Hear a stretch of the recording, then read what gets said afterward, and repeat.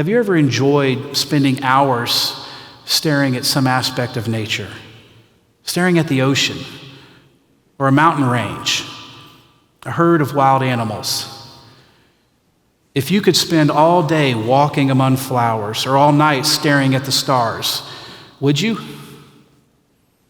If being out on the lake or an ocean or making your way down the rapids of a river, is that something that never bores you?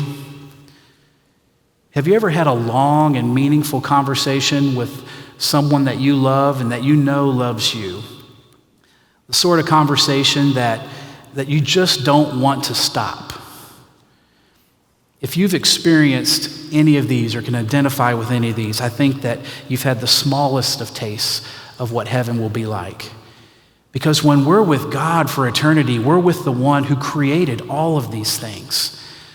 We're with the one who has promised even to create a new heavens and a new earth. So if we're wowed by what we see now, imagine what that's going to be.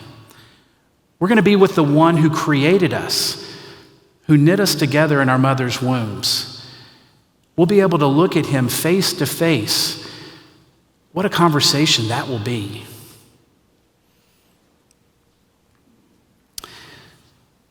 Boredom will be like death and suffering.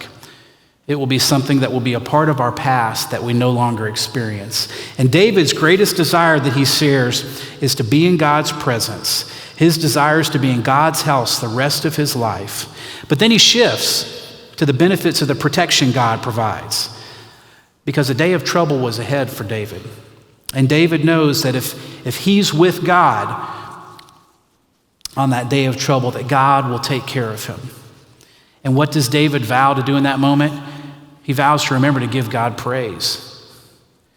As we're reading this, I think it's important to remember David is the king. He's the one that already has the power. He's the one that already has the wealth. He has the army.